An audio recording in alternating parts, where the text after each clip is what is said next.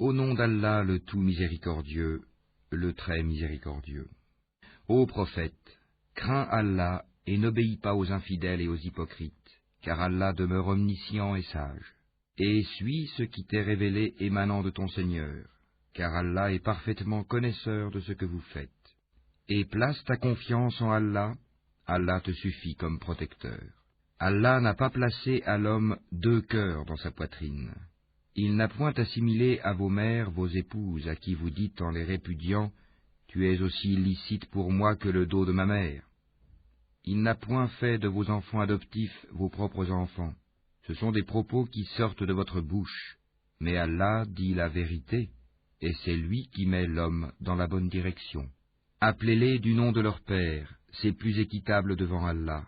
Mais si vous ne connaissez pas leur père, alors considérez-les comme vos frères en religion ou vos alliés.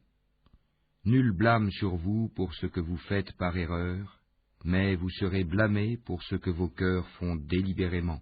Allah, cependant, est pardonneur et miséricordieux. Le prophète a plus de droits sur les croyants qu'ils n'en ont sur eux-mêmes, et ses épouses sont leurs mères. Les liens de consanguinité ont, dans les successions, la priorité sur les liens unissant les croyants de Médine et les émigrés de la Mecque selon le livre d'Allah, à moins que vous ne fassiez un testament convenable en faveur de vos frères en religion. Et cela est inscrit dans le livre. Lorsque nous prîmes des prophètes leur engagement, de même que de toi, de Noé, d'Abraham, de Moïse et de Jésus, fils de Marie, et nous avons pris d'eux un engagement solennel, afin qu'Allah interroge les véridiques sur leur sincérité, et il a préparé aux infidèles un châtiment douloureux. Ô vous qui croyez, rappelez-vous le bienfait d'Allah sur vous quand des troupes vous sont venues et que nous avons envoyé contre elles un vent et des troupes que vous n'avez pas vues. Allah demeure clairvoyant sur ce que vous faites. Quand ils vous vinrent d'en haut et d'en bas de toutes parts, et que les regards étaient troublés, et les cœurs remontaient aux gorges, et vous faisiez sur Allah toutes sortes de suppositions, les croyants furent alors éprouvés et secoués d'une dure secousse. Et quand les hypocrites et ceux qui ont la maladie, le doute au cœur, disaient « Allah et son messager ne nous ont promis que tromperie », de même, un groupe d'entre eux dit « Gens de Yatrib, ne demeurez pas ici, retournez chez vous ». Un groupe d'entre eux demande au prophète la permission de partir en disant « Nos demeures sont sans protection », alors qu'elles ne l'étaient pas, ils ne voulaient que s'enfuir. Et si une percée avait été faite sur eux par les flancs de la ville, et qu'ensuite on leur avait demandé de renier leur foi, ils auraient accepté, certes, et n'auraient guère tardé, tandis qu'auparavant ils avaient pris l'engagement envers Allah qu'ils ne tourneraient pas le dos. Et il sera demandé compte de tout engagement vis-à-vis d'Allah. Dis, jamais la fuite ne vous sera utile si c'est la mort sans combat ou le meurtre dans le combat que vous fuyez. Dans ce cas, vous ne jouirez de la vie que peu de temps. Dis, quel est celui qui peut vous protéger d'Allah s'il vous veut du mal ou s'il veut vous accorder une miséricorde? Et ils ne trouveront pour eux-mêmes en dehors d'Allah ni alliés, ni secoureurs. Certes, Allah connaît ceux d'entre vous qui suscitent des obstacles ainsi que ceux qui disent à leurs frères « Venez à nous », tandis qu'ils ne déploient que peu d'ardeur au combat, avares à votre égard, puis quand leur vient la peur, tu les vois te regarder avec des yeux révulsés, comme ceux de quelqu'un qui s'est évanoui par peur de la mort. Une fois la peur passée, ils vous lacèrent avec des langues affilées, alors qu'ils sont chiches à faire le bien. Ceux-là n'ont jamais cru, Allah donc rend vaines leurs actions, et cela est facile à Allah. Ils pensent que les coalisés ne sont pas partis. Or, si les coalisés revenaient, ces gens-là souhaiteraient être des nomades parmi les Bédouins, et se contenteraient de demander de vos nouvelles. S'ils étaient parmi vous, ils n'auraient combattu que très peu. En effet, vous avez dans le messager d'Allah un excellent modèle à suivre, pour quiconque espère en Allah et au jour dernier, et invoque Allah fréquemment. Et quand les croyants virent les coalisés, ils dirent « Voilà ce qu'Allah et son messager nous avaient promis. » Et Allah et son messager disaient la vérité, et cela ne fit que croître leur foi et leur soumission. Il est parmi les croyants des hommes qui ont été sincères dans leur engagement envers Allah. Certains d'entre eux ont atteint leur fin, et d'autres attendent encore. et ils n'ont varié aucunement dans leur engagement, afin qu'Allah récompense les véridiques pour leur sincérité et châtie s'il veut les hypocrites ou accepte leur repentir. Car Allah est pardonneur et miséricordieux. Et Allah a renvoyé avec leur rage les infidèles sans qu'ils n'aient obtenu aucun bien, et Allah a épargné aux croyants le combat. Allah est fort et puissant. Et il a fait descendre de leurs forteresses ceux des gens du livre qui les avaient soutenus, les coalisés, et il a jeté l'effroi dans leur cœur. Un groupe d'entre eux vous tuiez, et un groupe vous faisiez prisonniers.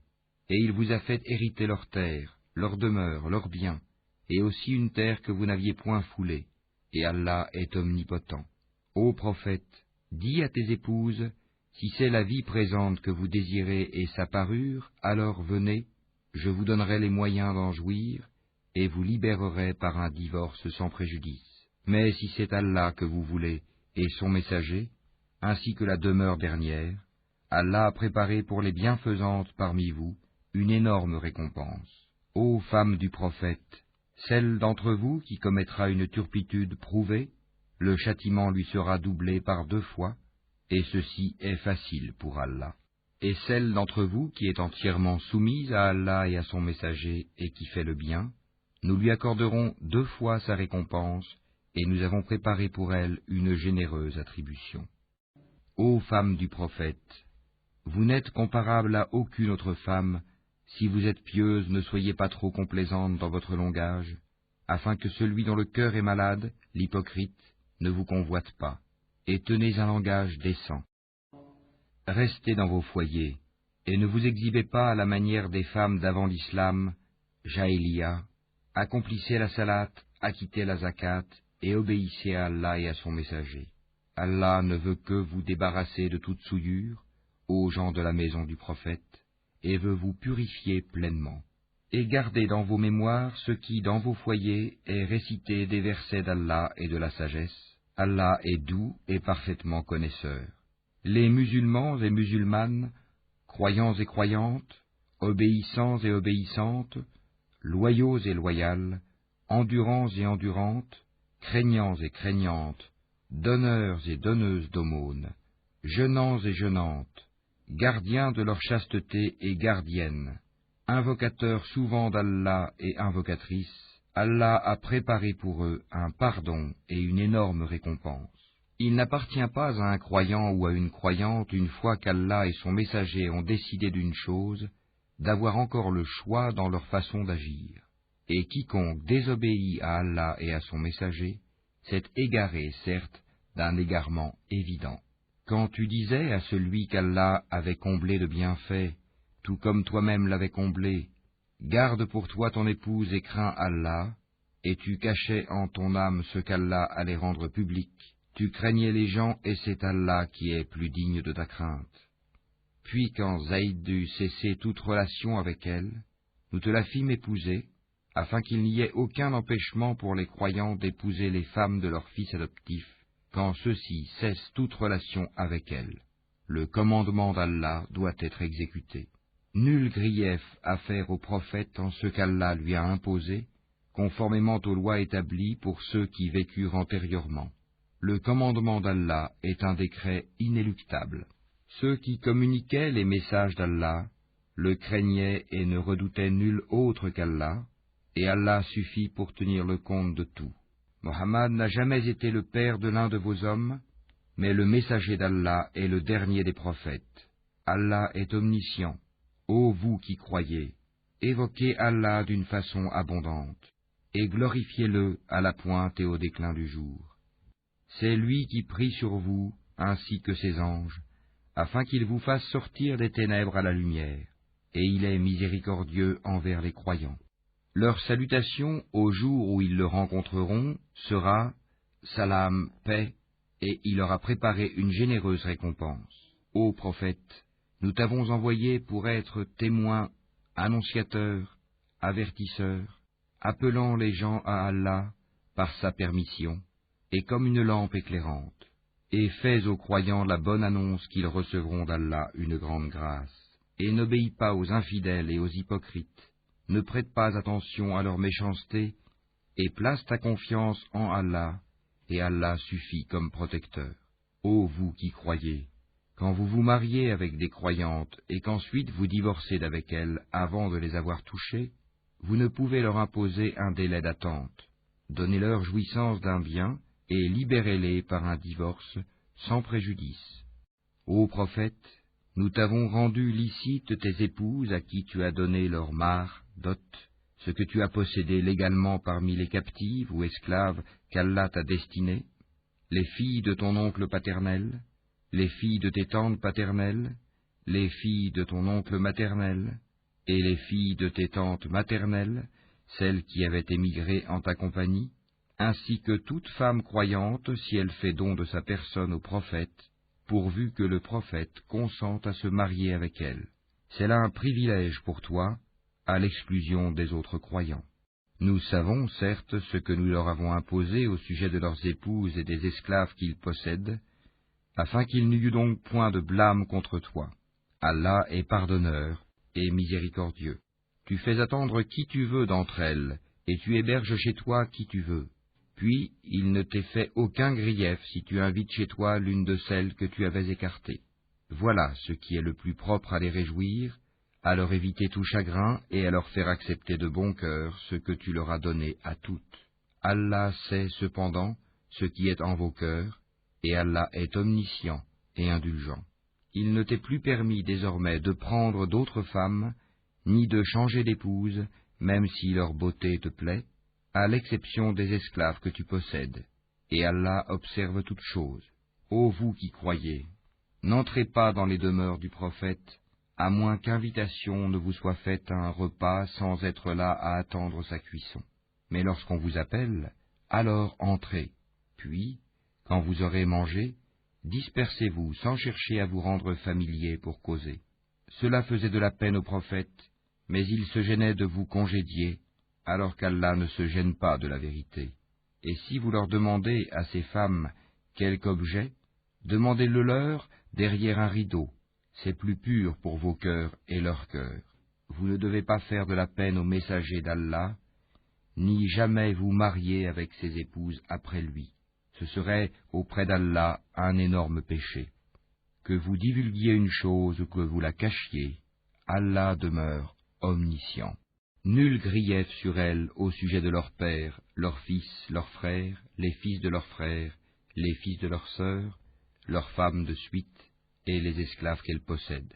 Et craignez Allah, car Allah est témoin de toutes choses. Certes, Allah et ses anges prient sur le prophète. Ô vous qui croyez, priez sur lui, et adressez-lui vos salutations. Ceux qui offensent Allah et son messager, Allah les maudit ici-bas, comme dans l'au-delà, et leur prépare un châtiment avilissant. Et ceux qui offensent les croyants et les croyantes, sans qu'ils l'aient mérité, se chargent d'une calomnie et d'un péché évident.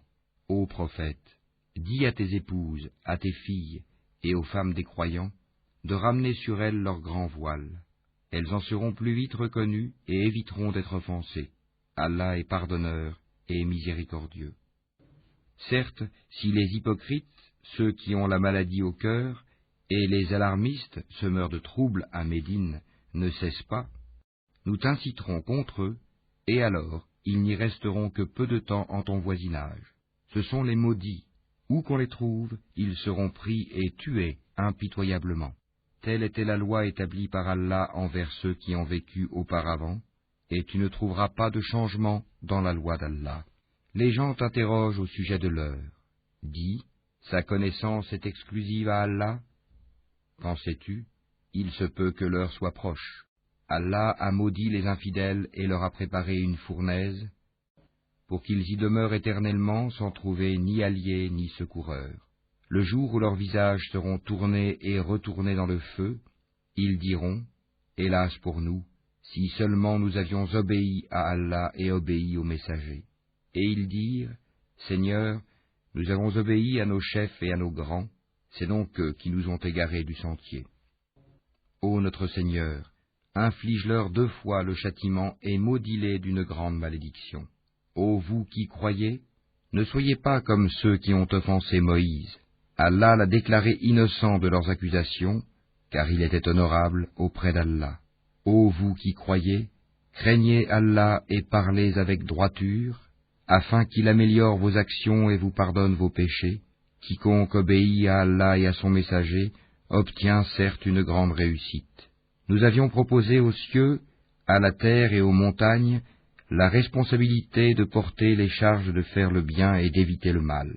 Ils ont refusé de la porter, et en ont eu peur alors que l'homme s'en est chargé, car il est très injuste envers lui-même et très ignorant. Il en est ainsi, afin qu'Allah châtie les hypocrites, hommes et femmes, et les associateurs et les associatrices, et Allah accueille le repentir des croyants et des croyantes. Allah est pardonneur et miséricordieux.